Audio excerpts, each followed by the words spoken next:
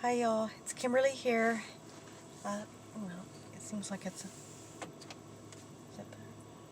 weird. Today we've been having a heat wave here, and it's supposed to be like 100 and I think like 103 today. We still got a couple more days of this weather.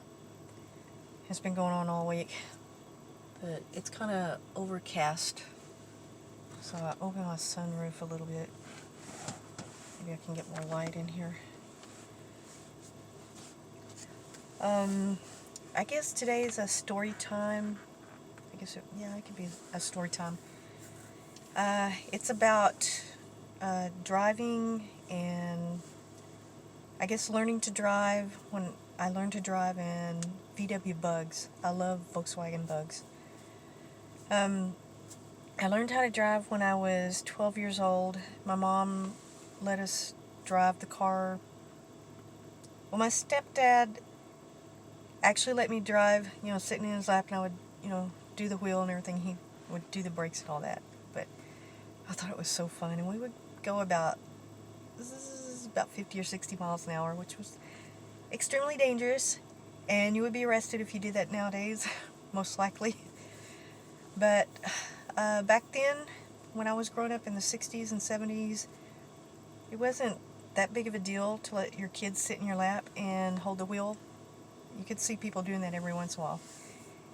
Extremely dangerous. Don't ever do it. It was completely dumb, but, things change, with, new laws and different things happen, and I would never do that with my child, but, it's just the times, things things are different with every decade. Things just change, and safety, things come about that you determine that, oh, that's a really dumb thing to do, you know. But that's how I kind of learned how to drive. And then I would do the blinkers, while he was doing the pedals and everything, and I would drive the car. I mean, I was completely driving the car, and I would do the blinkers and everything, and I learned. He would tell me when to go or when to turn, He'd put on the gas, and I would turn the car, And I thought that was, I loved it. I was just thought that was so cool and neat. But when I was 12, my mom actually let me drive the car. I couldn't reach the pedals or anything, and I put pillows behind my back, like 2 pillows, and I was real short and real little. And we lived about 2 or 3 blocks from a little convenience store. And so she would let me back the car out, and then sometimes it kind of started with that. We would take turns, me and my sisters. We got to back the car out, and then she would say, okay, scoot over, and she would change seats. Or either she would let us go and warm up the car and back it up, because it used to park right next to right in front of our front door. And she'd let us back it up a little ways while she was still in the house, And then it got to where we would back out of the driveway and park it in front of the front yard. We just inched our way further and further each time, until finally she just one day let me drive to the store, and she was, in the driver's seat. And then it progressed where she let us drive to the store by ourselves. And I was like 12 years old when I was doing this by myself. And I really didn't know the rules of the road. I didn't really know what I was doing. I just knew to stop at the stop signs, let the cars go by, and then I would drive. I had to back out of the driveway. We lived on kind of curvy street, and we would curve. There was a yield sign right on the corner. We'd have to stop, and I'd look, and then I'd go around the curve, and then there was a stop sign. And I'd stop and let the cars go by, and then I would drive about, I guess, like 1 block to this little convenience store, and then I would park the car, and go in and buy her cigarettes for her, which I hated to do. Sometimes I don't like smoking, so I would get the wrong ones, or I would crunch them, or accidentally sit on them. So I hated smoking. My mom was a chain smoker. But I would get to drive the car, so I would go get them for her, even though I hated doing that. And then one day, we came home and this guy drove up in a bug behind my mom, a little white Volkswagen Bug, and we all ran outside, and she just handed me the keys and said, "Okay, now y'all have a car. Don't bother me to take you anywhere." I mean, just like that. And I was 14, and we were like, ah! We were all freaking out. And me and my sisters, we didn't know how to drive a stick, and that's how we learned. We just got in, started jumping around the neighborhood, popping around everywhere, and dying, and utterly amazing we didn't kill ourselves or somebody else. But that's a lot of kids drove then by themselves. I remember seeing a lot of kids that I knew that occasionally they would get to drive their car, and they didn't have a license either. And I remember one person drove her mom's big, huge, it was like I want to say it was like a 98 Oldsmobile or something like that, a big, huge car. She only lived like 2 blocks from the junior high. We're in 9th grade, and she drove it to the school, and we're all, you know, it was all, oh gosh, and we went to lunch in it, and then, so that was not so uncommon. I mean, it was still illegal, but it was, you know, it was overlooked a lot, I think. It wouldn't be a serious thing like it is now. And so we had that bug. We crammed every kid on the whole block. There was 9 of us kids crammed into this little Volkswagen Bug, and we drove around town. I mean, that car got great gas miles. We put like $3 in it. We all put our money together and went and got gas. We drove up to the pump, you know, popping the clutch everywhere. And the lady, you know, that was selling us gas, she's like, "You got a lot of kids in that car," you know, like, you know, all concerned. And we're like, yeah, Mom, give us a car. You know, just oblivious to, you know, how some adults didn't think that was right. And she was concerned, but, you know, she didn't do anything about it, you know.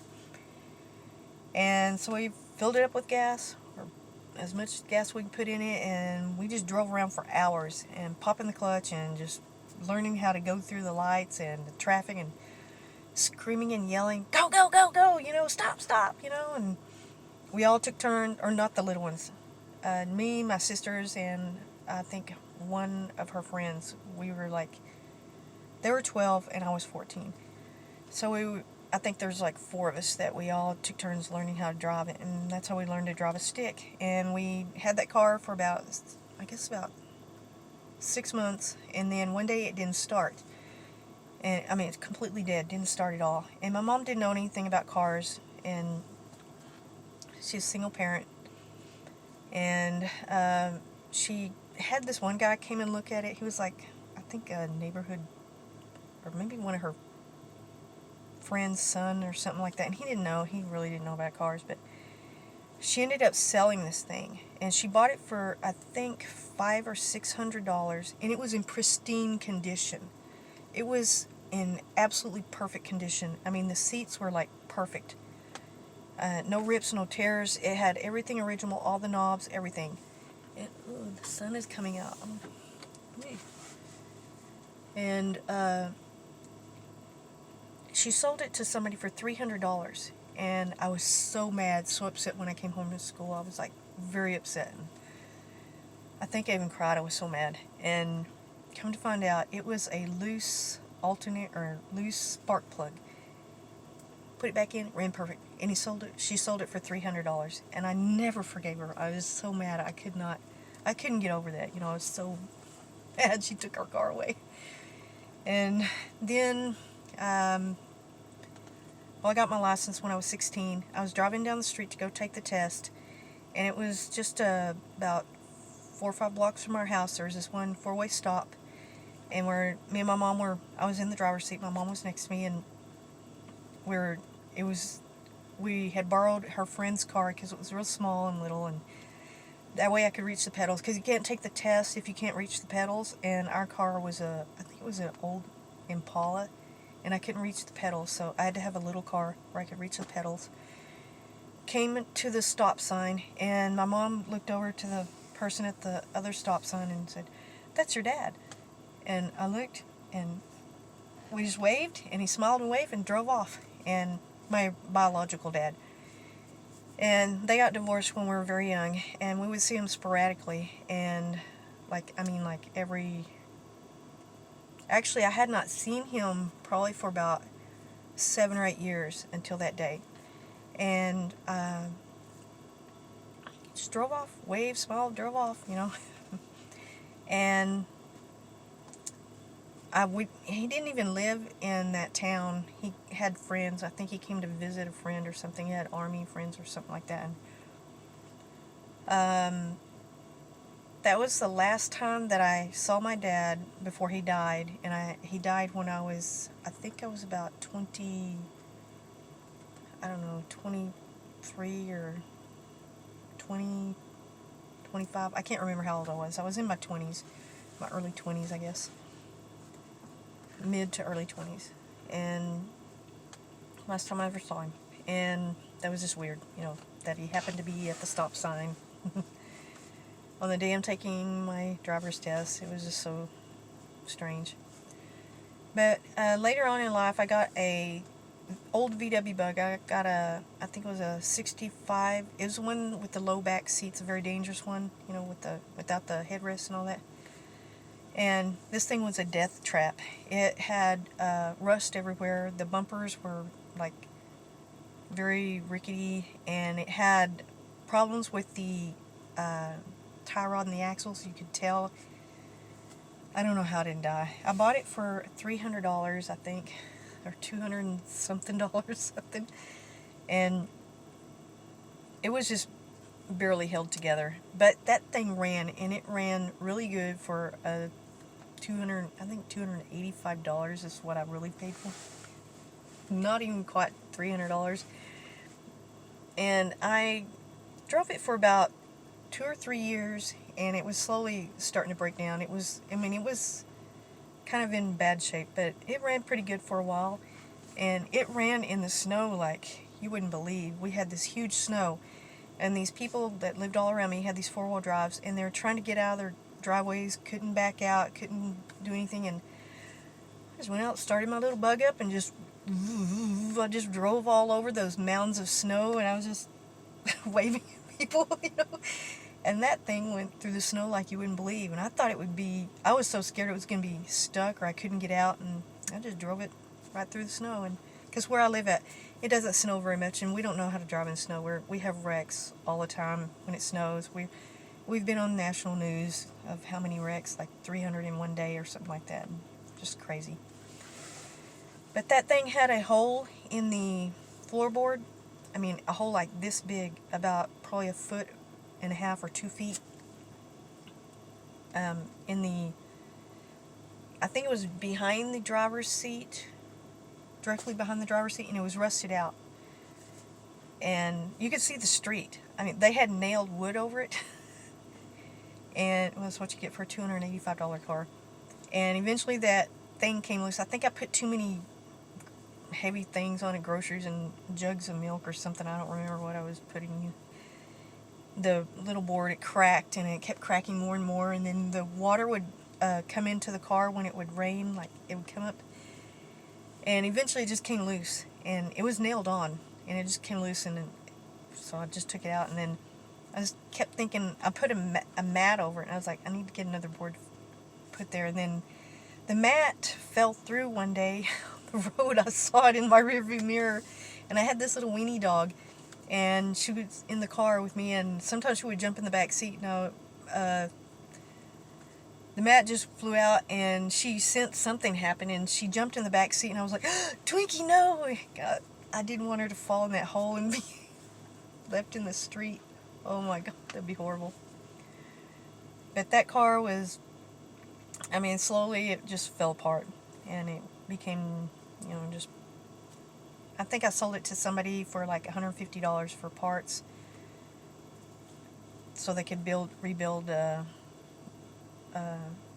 Some people like to rebuild the old cars, and everything. They buy your car for parts. So I just parted it out, or I sold the whole thing. But that's what he was going to do with it, I guess. Well, that's my car history, beginning of learning how to drive and how I like VW bugs. And I do have a little car collection of VW bugs, the Hot Wheels. I've had them for a while, and I collect the little. I had a huge collection of Hot Wheels. I probably had over 1,000 of them, but I sold like, I would piece them out and sell a lot here and there every once in a while, and I finally whittled it down to where I just have, the only thing left are my VW bugs, and I've got like a few, I think some of the muscle cars I still have. Okay, well, just like, comment, subscribe. Thank you all. Thank you so much.